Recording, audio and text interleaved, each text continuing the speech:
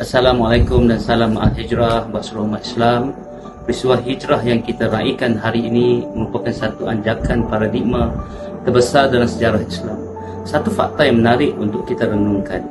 Sesungguhnya takwin hijrah yang kita gunakan hari ini tidak bermula pada zaman Nabi kita Muhammad SAW.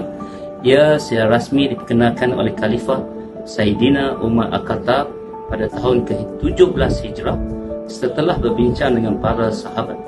Sayyidina Umar memilih detik penghijrahan Makkah ke Madinah sebagai titik mula, kerana itulah saat Islam mula berkembang luas sebagai sebuah sistem hidup yang lengkap.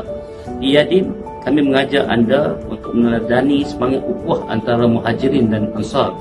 Marilah kita berazam untuk memperbaiki akhlak dan meningkatkan keimanan agar setiap langkah kita di tahun baru ini membawa kejayaan dunia dan akhirat. Awal Muharram menjemah lagi, menyingkap hikmah perjalanan diri.